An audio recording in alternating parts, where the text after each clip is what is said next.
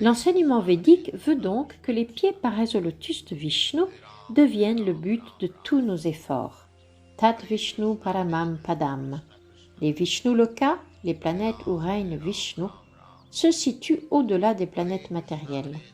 Ces planètes Vaikunta sont également qualifiées de Sanat Dham, de demeure éternelle, car jamais elles ne sont détruites, même lorsque se produit l'annihilation du monde matériel. Ainsi, à moins que l'homme ne s'acquitte avec succès de la mission dont le charge sa forme humaine, en vouant son adoration au Seigneur suprême et en retournant par là en sa demeure originelle auprès de lui, on peut dire qu'il a échoué dans l'effort de parvenir au but principal de l'existence. La prière suivante des Védas personnifiés concerne la présence du Seigneur au sein des différentes formes de vie. La Bhagavad Gita révèle au 14e chapitre qu'une âme spirituelle, partie intégrante du Seigneur suprême, anime tous les êtres au sein de chaque espèce.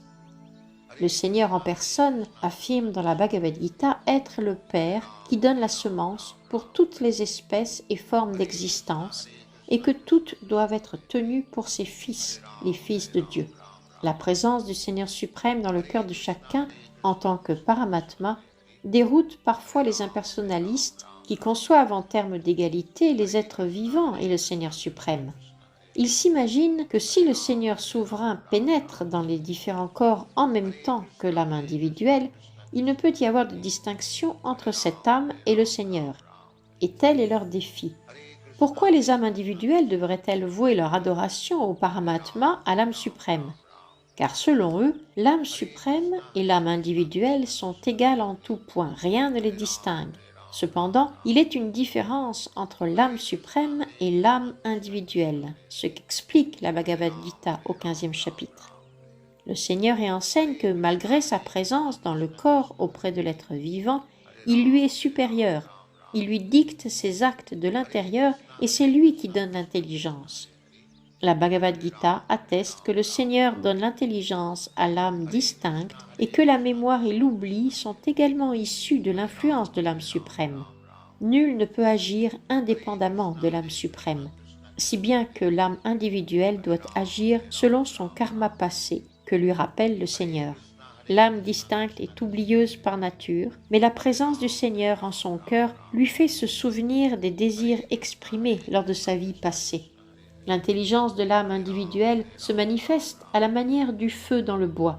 Bien que le feu demeure toujours feu, il se manifeste dans une ampleur toujours proportionnelle à celle de son combustible. Pareillement, bien que l'âme distincte soit qualitativement une avec le Seigneur suprême, elle ne se manifeste que selon les limites du corps qui la recouvre. Le Seigneur suprême, ou l'âme suprême, est qualifié d'Eka Rasa. Eka signifie unique et rasa sentiment. De par sa position spirituelle et absolue, le Seigneur suprême jouit d'une éternité, d'une félicité et d'une connaissance parfaite. Mais sa position d'Eka Rasa ne subit pas la moindre altération lorsqu'il devient dans chaque corps le témoin et conseiller de l'âme distincte. L'âme distincte révèle sa puissance spirituelle selon la nature du corps qui la recouvre, qu'il s'agisse de Brahma ou d'une minuscule fourmi. Les Devas comptent également parmi les âmes distinctes, au même titre que l'homme ou l'animal. Les intelligences vives ne vouent donc pas leur adoration aux différents Devas, qui ne sont que d'infimes représentants de Krishna, manifestés à travers des formes corporelles également conditionnées. L'âme distincte, répétons-le, ne peut démontrer sa puissance que dans une proportion égale à celle de la constitution et de la forme du corps qu'elle revêt. Toutefois, l'être suprême peut déployer ses puissances dans toute leur plénitude, quelle que soit la forme qu'il revête.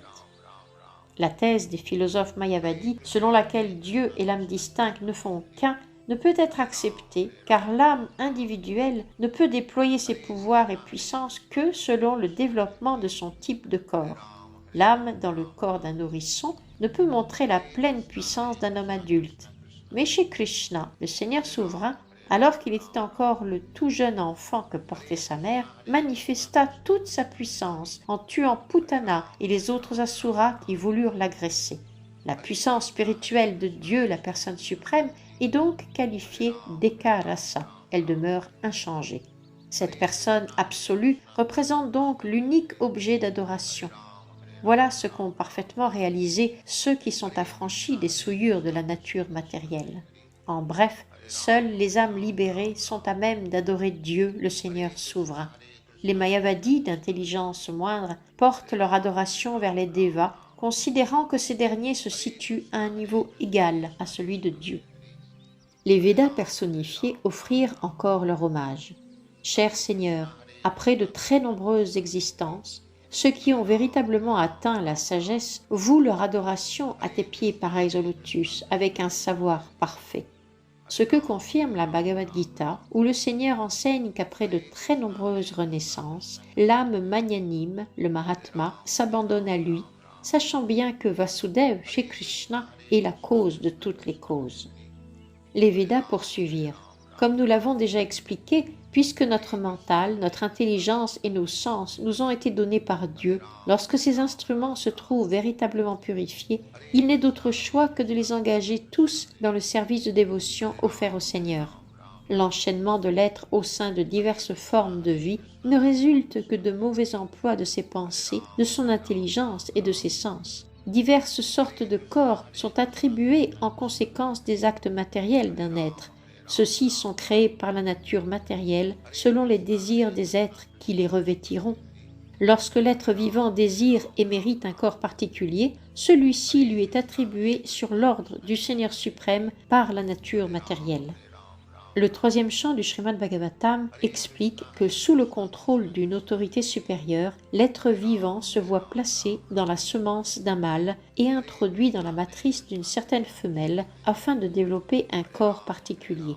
L'être utilise ses sens, son intelligence et ses pensées d'une manière bien spécifique qu'il a lui-même choisie et développe ainsi un type déterminé de corps dans lequel il sera emprisonné. Ainsi, l'être distinct se situe-t-il en nombre d'espèces différentes. Parfois il revêt la forme d'un déva, parfois d'un homme ou d'un animal, selon les situations et circonstances où il se voit plongé. Les écrits védiques expliquent que les êtres emprisonnés dans diverses formes d'existence sont en vérité des fragments du Seigneur suprême. Les philosophes mayavadis confondent l'être distinct avec le Paramatma, qui en réalité est sis auprès de l'âme distincte, tel un ami.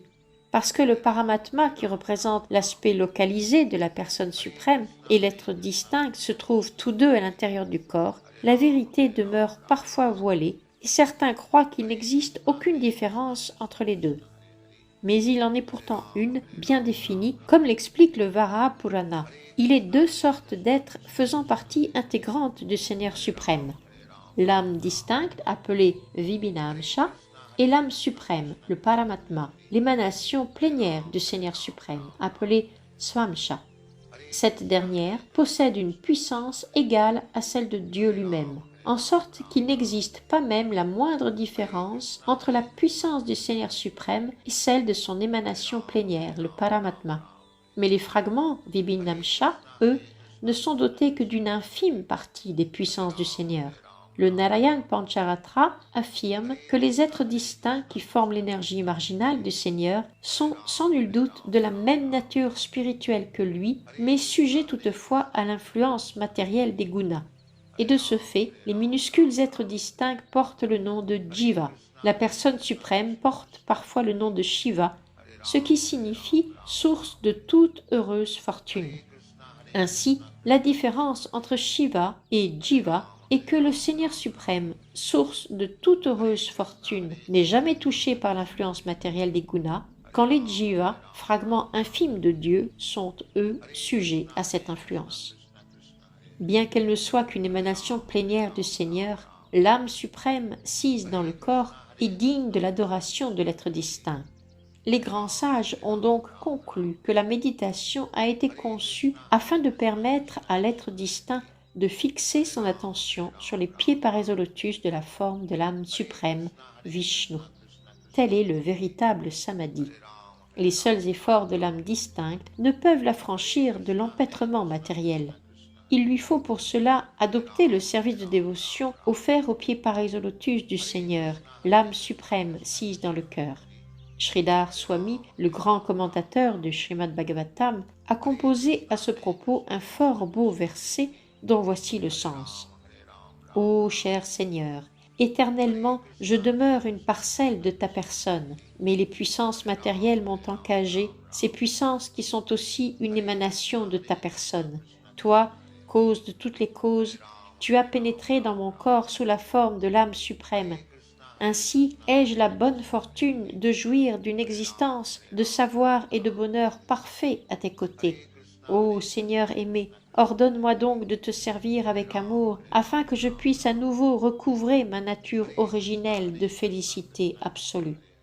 Les grands sages savent l'âme distincte empêtrée dans ce monde et incapable de s'en affranchir par ses propres moyens. Armées de dévotion et d'une foi ferme, ces âmes magnanimes s'engagent dans le service d'amour absolu offert au Seigneur. Voilà ce à quoi ont conclu les Védas personnifiés. Ceux-ci poursuivirent. Cher Seigneur, il est très malaisé d'atteindre la connaissance parfaite de la vérité absolue. Ta grâce est si pleine de bonté envers les âmes déchues que tu apparais sous les êtres de divers avatars et accomplis des actes nombreux. Tu fais même personnage historique et les écrits védiques relatent fort bien tes divertissements, aussi séduisants que l'océan de la félicité spirituelle. Les gens dans leur masse ont un penchant naturel pour la lecture de récits glorifiant les djivas du commun, mais lorsqu'ils deviennent séduits par les écrits védiques qui narrent tes divertissements éternels, ils plongent véritablement dans un océan de félicité spirituelle.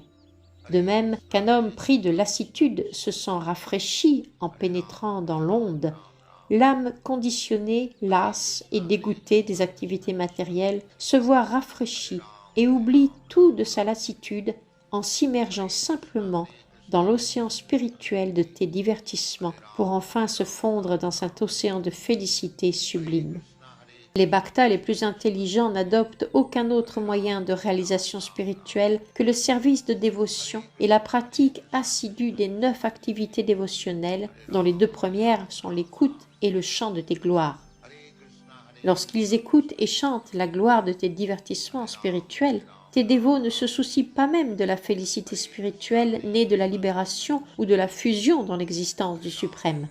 Ces bhaktas ne montrent pas même d'intérêt pour la pseudo-libération et certes moins encore pour les activités matérielles qui permettent de s'élever aux planètes édéniques pour un plus grand plaisir d'essence. Tes purs dévots ne recherchent que la compagnie des Paramahamsa, les grands bhaktas libérés, afin de pouvoir perpétuellement entendre et chanter tes gloires. À cette fin, les purs bhaktas sont prêts à sacrifier tous les conforts de l'existence, même ceux de la vie familiale, ainsi que les prétendus plaisirs que procurent les liens sociaux, l'amitié et l'amour matériel.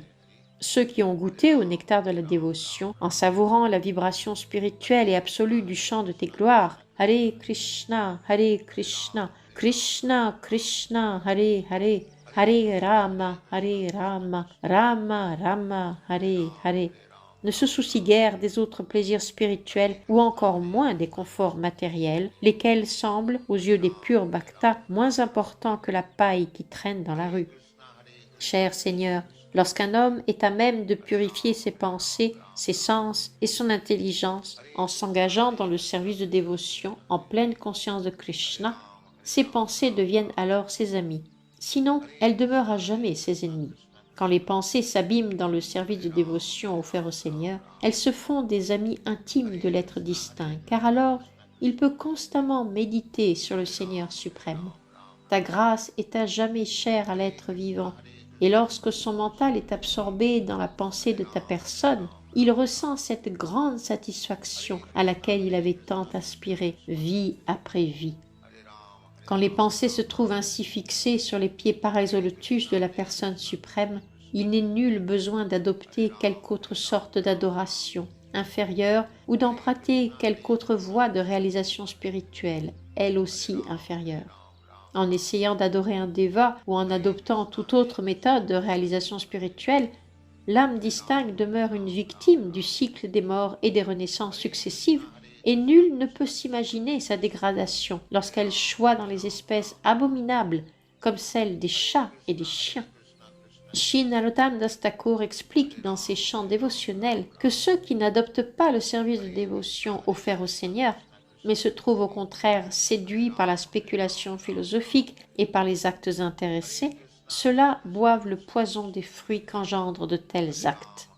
Ils se voient alors contraints à naître en diverses formes d'existence, contraints encore d'adopter des pratiques infâmes, la consommation de chair animale et l'intoxication sous toutes ses formes. Les matérialistes vouent généralement leur adoration au corps matériel, éphémère, et oublient de veiller au bien-être de l'âme spirituelle vivant en ce corps. Certains se réfugient auprès de la science matérialiste afin d'améliorer les conforts corporels, et d'autres adorent les dévas afin de se voir élevés aux planètes édéniques.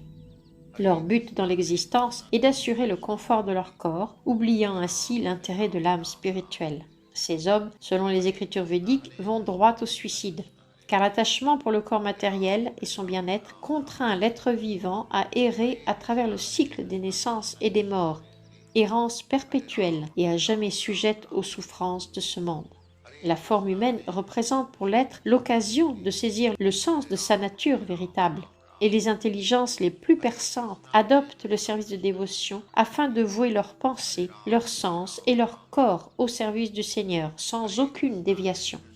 Les Védas personnifiés poursuivirent. Cher Seigneur, il est de nombreux yogis dotés de pouvoirs surnaturels, fort érudits et décidés à atteindre la plus haute perfection de l'existence. Ils pratiquent la méthode yogique qui consiste à maîtriser l'air vital dans le corps. Fixant leurs pensées sur la forme de Vishnu et maîtrisant leur sens avec rigueur, ils pratiquent certes le yoga, mais même après tant de rudes austérités et de pénitences, ils ne font qu'obtenir le même destin que tu réserves à ceux qui te sont hostiles. Bref, et les yogis et les grands philosophes, imprégnés de sagesse, atteignent en dernier lieu la radiance du Brahman impersonnel, que rejoignent tout naturellement les asuras, les ennemis persistants du Seigneur. Des asuras tels qu'Amsha, Shishupal et Dantavakra ont également atteint la radiance du Brahman, car ils méditaient constamment sur le Seigneur suprême. Des femmes telles les gopis se trouvaient attachées à Krishna et captivées par sa beauté. La concentration de leurs pensées sur Krishna résultait de leur convoitise à son égard. Elles désiraient l'étreinte des bras de Krishna, ces bras qui rappellent la belle forme ronde d'un reptile. De même, nous, les hymnes védiques, fixons nos pensées sur les pieds pareils au lotus de ta grâce. Les gopis concentrent sur toi leur attention, mus par la convoitise, et nous faisons de même, mais afin de retourner dans notre demeure originelle, auprès de toi, Seigneur souverain. Tes ennemis fixent également leurs pensées sur ta personne, méditant constamment sur les moyens qu'ils pourraient employer pour te détruire, et les yogis se soumettent à de grandes pénitences et austérités à seule fin de rejoindre ta radiance impersonnelle. Tous, bien qu'ils dirigent vers toi leurs pensées de diverses manières, atteignent la perfection spirituelle selon leurs différentes perspectives, car tu te montres égal envers tous tes dévots. À ce propos, Sridhar Swami a composé un fort beau verset. Ô cher Seigneur, il est très malaisé de toujours s'absorber dans la pensée de tes pieds pareils au lotus. En vérité, cela n'est accessible qu'aux grands bhaktas qui déjà ont atteint pour toi le pur amour et qui te servent avec dévotion. Ô cher Seigneur, je souhaite que mes pensées puissent également se porter de façon ou d'autre vers tes pieds pareils au lotus, ne fût-ce que pour quelque temps. Comment différents spiritualistes atteignent-ils la perfection spirituelle ? Voilà ce qu'explique la Bhagavad Gita quand le Seigneur affirme qu'il confère au bhakta la perfection qu'il souhaite atteindre, cela en proportion de l'abandon de ce bhakta à sa personne. Les impersonnalistes, les yogis et les ennemis du Seigneur pénètrent dans sa radiance spirituelle, mais les personnalistes qui suivent les traces des habitants de Vrindavan ou qui suivent strictement la voie du service de dévotion se voient élevés à la demeure personnelle de Krishna, Goloka Vrindavan ou aux planètes Vaikunta. Ensemble, les impersonnalistes et les personnalistes atteignent le royaume spirituel, mais les premiers se voient attribuer leur place dans la radiance impersonnelle du Brahman, quand les seconds atteignent les planètes Vaikunta ou la planète de Vrindavan. selon le sentiment dans lequel ils désirent servir le Seigneur. Les Védas personnifiés affirmèrent que tous les êtres nés au sein du monde créé ne peuvent comprendre l'existence de Dieu, la personne suprême, par une simple manipulation de leur savoir matériel. Tout comme on ne saurait connaître la personnalité d'un ancêtre qui vécut avant que naisse la génération présente, de même sommes-nous incapables de saisir la nature de la personne suprême, Narayana ou Krishna, qui existe éternellement dans le monde spirituel. La Bhagavad Gita enseigne clairement au 8e chapitre que la personne souveraine vivant à jamais en son royaume spirituel, le Sanatana Dham, ne peut être approchée que par le service de dévotion. Des êtres créés en ce monde, Brahma fut le premier. Avant lui, nulle créature n'y vivait. Tout n'était que vide et ténèbres jusqu'au moment où Brahma naquit dans la fleur de lotus qui poussa du nombril de Garbhodakashayi Vishnu. Garbhodakashayi Vishnu est une émanation de Karanodakashayi Vishnu, lequel est lui-même une émanation de Sankarshan, qui à son tour est une émanation de Balaram, et Balaram est une émanation directe de Shri Krishna. Après la création de Brahma, deux sortes de Devas naquirent. Les Devas tels les quatre frères Kumara, Sanaka, Sanatana, Sanandana et Sanatkumar, lesquels personnifient le renoncement au monde, et les Devas tels Marichi et ses descendants destinés à jouir de ce monde. De ces deux ordres de Devas furent peu à peu manifestés tous les êtres vivants, dont les hommes. Brahma, tous les Devas et tous les Rakshasas, ainsi que toute créature vivante en ce monde, doivent être tenus pour contemporains, car tous naquirent à une époque relativement récente. De même qu'un nouveau-né ne peut saisir la position de son ancêtre, nul en ce monde matériel n'est à même de comprendre la position du Seigneur suprême dans le monde spirituel, car le monde matériel n'est qu'une création récente. Bien qu'elle jouisse d'une longue durée d'existence, toutes les manifestations du monde matériel, soit le temps en lui-même, les êtres vivants, les Védas, les éléments grossiers et subtils, tous furent créés à un moment précis. Ainsi doit-on tenir pour récente toute chose créée ou reconnue comme un moyen de comprendre la source originelle de la création. Voilà pourquoi nul ne peut, par les voies de réalisation spirituelle que représentent les actes intéressés, la spéculation philosophique ou le yoga des pouvoirs, approcher véritablement la source première de toute chose. Enfin, lorsque la création se voit complètement annihilée, lorsque n'existent plus les Védas, ni le temps matériel, ni les éléments grossiers et subtils, et lorsque tous les êtres vivants à l'état non manifesté reposent en Narayana, toutes ces voies d'action, créées de toutes pièces, perdent alors toute valeur, toute efficacité. Le service de dévotion, cependant, se poursuit éternellement dans le monde spirituel, lui aussi éternel. Voilà pourquoi le service de dévotion constitue le seul véritable processus de réalisation spirituelle, de réalisation de Dieu.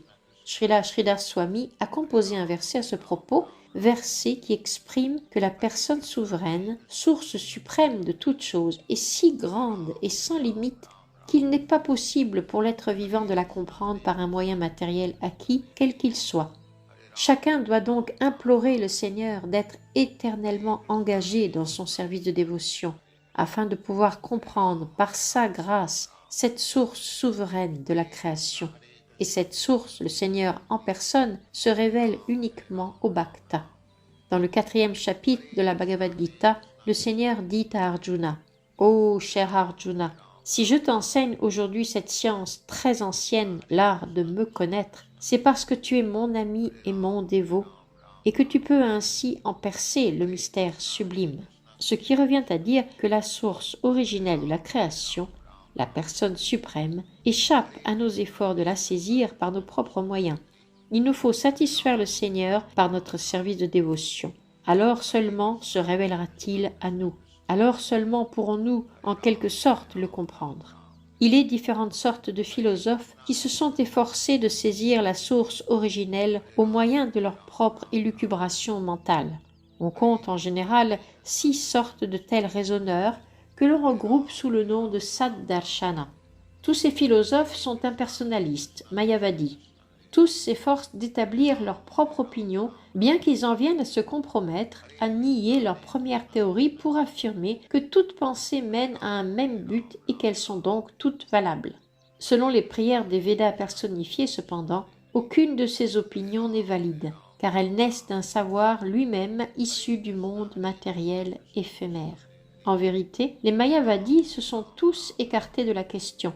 Seul le service de dévotion donne de saisir Dieu, la personne suprême, la vérité absolue. Certains philosophes, les Mimamchakas, qui ont à leur tête des sages tels que Jaimini, ont conclu que chacun doit être engagé dans des actes vertueux prescrits par les Écritures, et que ces actes mèneront leurs auteurs à la plus haute perfection.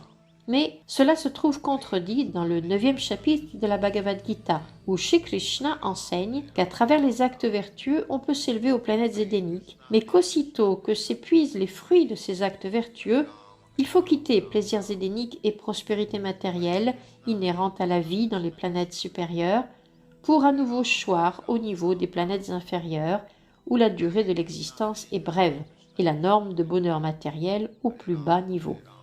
Les mots exacts dont fait usage la Bhagavad Gita sont Kshine Punye Martya Loka Vishanti. Par suite, on ne peut tenir pour valide la conclusion des philosophes Mimamchakas selon laquelle les actes vertueux conduisent à la vérité absolue. Bien que le pur bhakta soit par nature enclin à la vertu, nul ne peut atteindre la faveur de la personne suprême par ses seuls actes de vertu. Ceux-ci peuvent purifier leur auteur de la souillure de l'ignorance et de la passion, mais cette purification sera tout naturellement obtenue par le bhakta qui s'absorbe constamment dans l'écoute du message spirituel et absolu du Seigneur, soit de la Bhagavad Gita, du Srimad Bhagavatam ou d'autres tels écrits.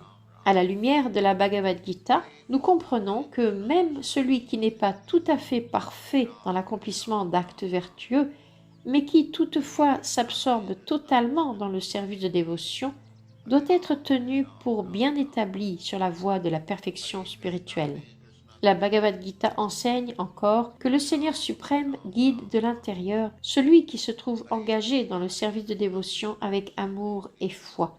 En effet, le Seigneur en personne, en tant que Paramatma, le maître spirituel assis dans le cœur de chacun, transmet au bhakta les instructions précises qui le guideront pas à pas jusqu'à lui.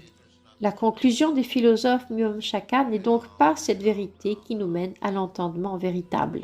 Pareillement, les philosophes Shankyas, métaphysiciens ou hommes de science, étudient cette manifestation cosmique par les méthodes scientifiques qu'ils ont eux-mêmes inventées et ne reconnaissent pas l'autorité suprême de Dieu en tant que le créateur de la manifestation cosmique.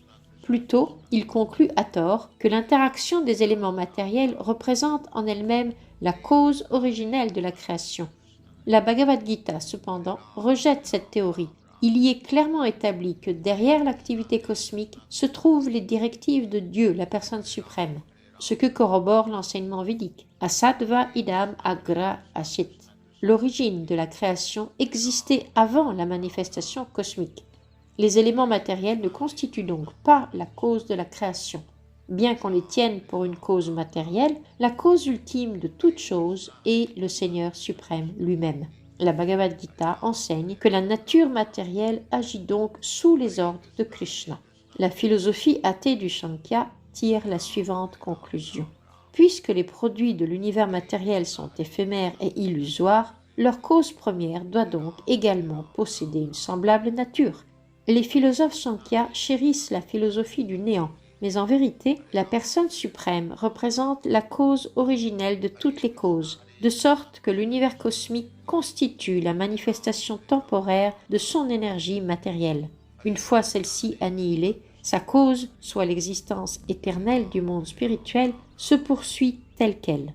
On qualifie donc le monde spirituel de Sanatan Dham, de demeure éternelle. La conclusion des philosophes Shankya ne saurait donc être tenue pour valide. Puis viennent les philosophes conduits par Gautama et Kanada. Ceux-ci ont minutieusement étudié la cause et l'effet des éléments matériels et ont conclu en dernière analyse que la combinaison des atomes constitue la cause originelle de la création. Nos hommes de science contemporains marchent également sur les traces de Gautama et de Kanada qui se firent les propagateurs de cette théorie qu'ils nommèrent Paramanuvada, théorie qui, cependant, ne peut être acceptée du fait que les atomes inertes ne sauraient être la cause originelle de tout ce qui existe, ce que corroborent la Bhagavad Gita et le Srimad Bhagavatam, ainsi que les Védas, où il est dit « Eko Narayana Ashit » seul Narayan existait avant la création. Le Srimad Bhagavatam et le Vedanta Sutra révèlent également que la cause originelle est dotée de sens et qu'elle est parfaitement consciente, directement comme indirectement, de toute chose dans la création. Dans la Bhagavad Gita, Krishna dit « Aham sarvasya prabhavaha » je suis la cause originelle de toute chose. Puis « Matha sarvam pravartate » de moi tout procède. Ainsi peut-être les atomes forment-ils la structure première sur laquelle se fonde l'existence matérielle, mais ces atomes ont eux-mêmes été créés par Dieu. Ainsi doit-on rejeter la philosophie de Gautama et Kanada. De même, les impersonnalistes qui eurent à leur tête Ashtavakra et plus tard Shankaracharya tiennent la radiance du Brahman impersonnel pour la cause souveraine de toute chose. Selon leur théorie, la manifestation matérielle est fausse et éphémère, quand la radiance du Brahman impersonnel est réalité. Théorie qui n'a guère plus de valeur que les précédentes, car le Seigneur affirme dans la Bhagavad Gita que cette même radiance du Brahman repose sur sa personne. La Brahma Samhita enseigne également que la radiance du Brahman n'est autre que la radiance émanant de la forme personnelle de Shri Krishna. Ainsi, le Brahman impersonnel ne peut se montrer la cause originelle de la manifestation cosmique. Cette cause originelle, c'est Govinda, la personne suprême, l'infiniment parfait et conscient. La plus dangereuse d'entre toutes les théories impersonnalistes va comme suit. Lorsque Dieu descend en ce monde en tant qu'avatar, il accepte pour cela un corps matériel créé par les trois gunas. Sri Chaitanya rejeta cette théorie mayavadi et la tint pour la plus offensante de toutes. Le Seigneur Chaitanya affirma que quiconque tient le corps spirituel et absolu du Seigneur pour une création de la nature matérielle commet la plus grande offense au pied pareil au lotus de Sri Vishnu. Pareillement, la Bhagavad Gita déclare que seuls les sots et les crapules dénigrent la personne divine lorsqu'elle apparaît sous une forme humaine. À vrai dire, Krishna, Ram et Sri Chaitanya parurent en ce monde comme s'ils fussent eux-mêmes des êtres humains. Les Védas personnifiés condamnèrent le concept impersonnel en le tenant pour une erreur grossière. La Brahma Samhita dépeint le corps du Seigneur en le qualifiant d'Ananda Chinmaya Rasa. En effet, la personne suprême possède un corps spirituel qui n'a donc rien de commun avec la matière. Tout-puissant, le Seigneur peut prendre jouissance de n'importe quoi à travers n'importe quelle partie de son corps. Les membres d'un corps matériel ne peuvent accomplir qu'une seule fonction spécifique. Les mains, par exemple, peuvent saisir et manipuler des objets, mais elles ne peuvent ni voir ni entendre. Mais parce que le Seigneur possède un corps fait d'Ananda Chinmaya Rasa, un corps Satchit Ananda Vigraha, celui-ci est à même de jouir de n'importe quel objet et d'accomplir n'importe quelle action à l'aide de n'importe lequel de ses membres. Tenir le corps spirituel du Seigneur pour matériel, c'est répondre à cette tendance de faire du Seigneur l'égal de l'âme conditionnée. L'âme conditionnée, elle, revêt un corps matériel. Aussi, si l'on affirme que Dieu possède lui aussi un corps matériel, il sera fort aisé de propager la théorie impersonnaliste selon laquelle la personne suprême et les êtres vivants ne font qu'une seule et même entité. Lorsque le Seigneur apparaît en ce monde, il déploie différents divertissements. Mais il n'y a aucune différence entre son corps d'enfant, blotti contre sa mère Yashoda, et son corps d'adulte lorsqu'il combat les asuras tels Putana, Trinavarta, Agasura, avec une force égale à celle qu'il déploya plus tard contre Dantavakra, Shishupal et d'autres.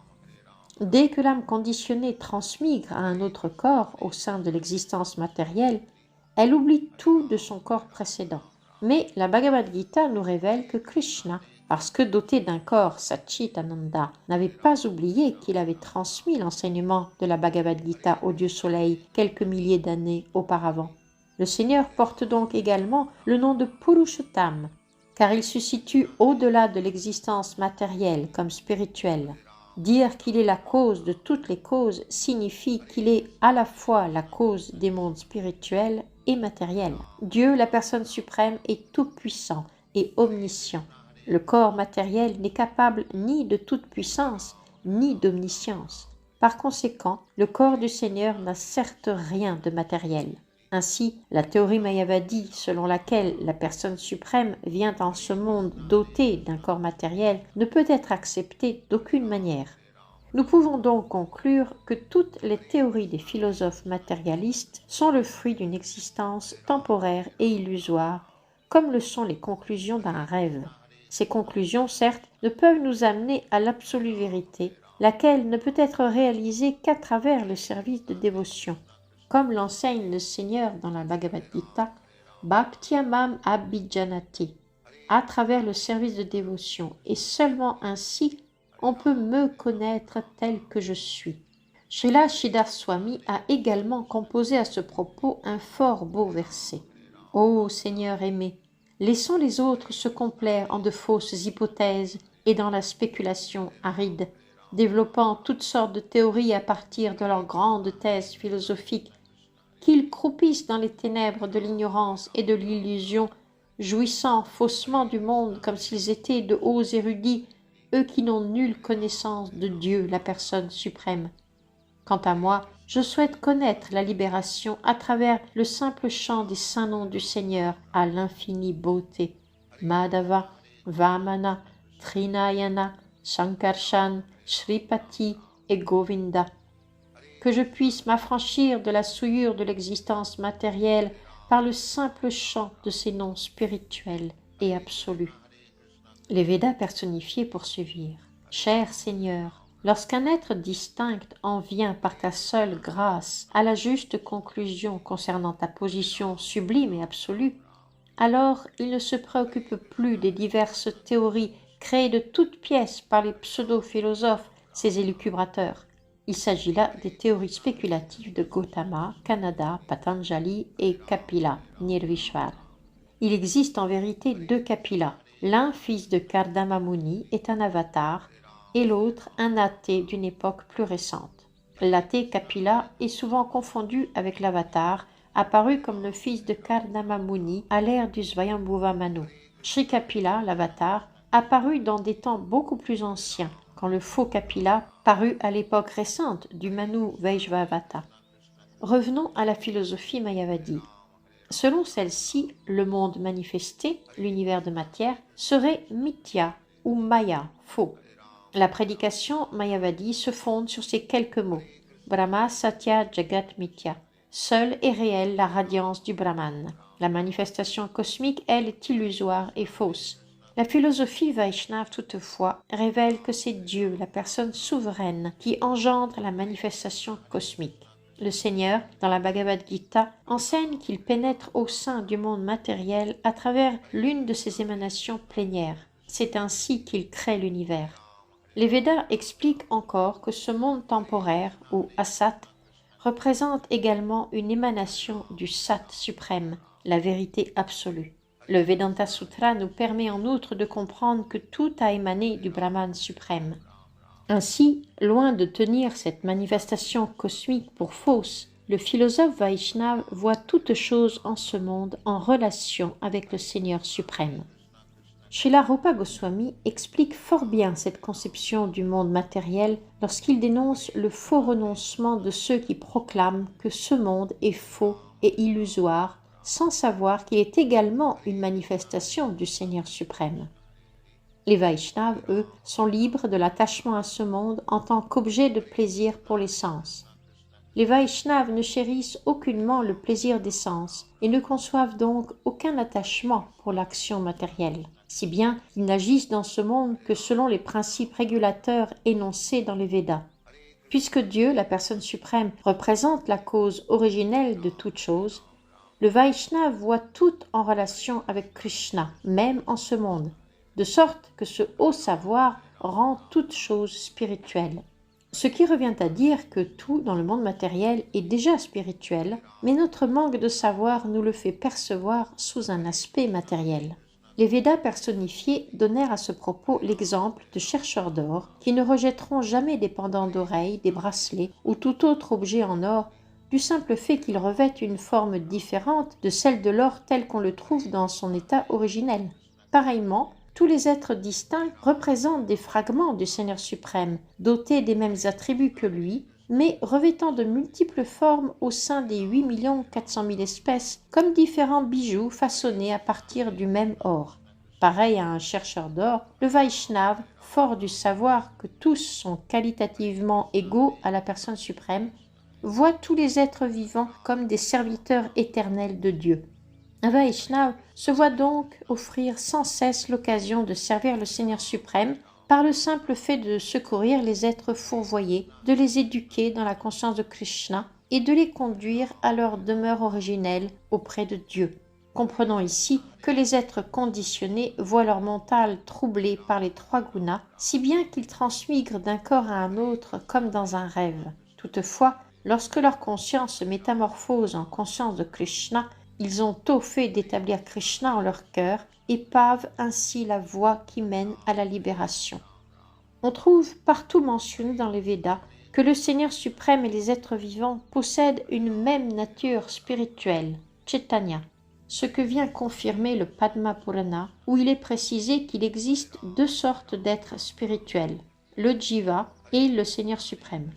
Depuis Brahma jusqu'à la plus petite fourmi, tous sont Jiva, quand le Seigneur demeure, lui, le Vishnu suprême, ou Janardhan, doté de 4 bras. Le mot Atma ne peut être utilisé que pour indiquer Dieu, la personne suprême. Mais du fait que les êtres distincts constituent ces fragments, ce mot peut parfois aussi les désigner. Ceux-ci sont donc qualifiés de Jivatma et le Seigneur suprême de Paramatma. Ensemble, le Paramatma et les Jivatma se trouvent dans l'univers matériel, ce qui prouve que ce monde existe à des fins autres que le plaisir des sens. Le concept d'une existence axée sur le plaisir des sens est certes illusion, mais celui du service offert par le Jivatma au Paramatma, même en ce monde, n'a pour sa part rien d'illusoire. Une personne qui a conscience de Krishna demeure parfaitement consciente de cette vérité et ne tient donc pas le monde matériel pour faux. Bien plutôt, elle y agit dans la réalité du service spirituel et absolu offert au Seigneur. Ce qui explique qu'en ce monde, le Bhakta voit dans toutes circonstances une occasion de servir le Seigneur. Il ne rejette rien du fait qu'il s'agisse de matière, mais fait usage de tout au service du Seigneur. Ainsi, le Bhakta se trouve-t-il toujours établi au niveau spirituel. Tout ce dont il fait usage, objet désormais au service du Seigneur, devient alors sanctifié.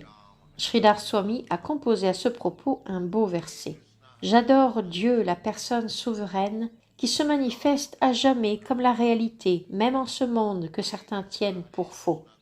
Le concept qui veut que ce monde matériel soit faux n'est que la conséquence d'un manque de savoir. De fait, le Bhakta avancé dans la conscience de Krishna voit le Seigneur suprême en toutes choses. Telle est la juste révélation de l'aphorisme védique Sarvam Kalo Idam Brahma. Tout est Brahman. Et les Védas personnifiés de poursuivre. Cher Seigneur, les hommes d'intelligence moindre empruntent diverses voies de réalisation spirituelle, mais en vérité ils n'ont aucune chance de se voir purifiés de la souillure matérielle ou de mettre un terme au cycle incessant des morts et des renaissances, à moins qu'au plus profond d'eux-mêmes, ils ne deviennent pur bhakta. Ô Seigneur, tout repose sur tes puissances diverses, et tu donnes soutien à tous les êtres. Ainsi parlent les Védas. Eko bahunam yo vidadati kaman. Ta grâce est donc le soutien et le protecteur de tous les êtres vivants, dévas, hommes et bêtes. Chacun est par toi maintenu, toi qui encore te trouves en leur cœur. Oui, tu es la racine de la création tout entière. Voilà pourquoi ceux qui s'engagent dans ton service de dévotion, sans jamais dévier, te vouent à jamais leur adoration. De tels bhaktas nourrissent en vérité les racines de l'arbre universel.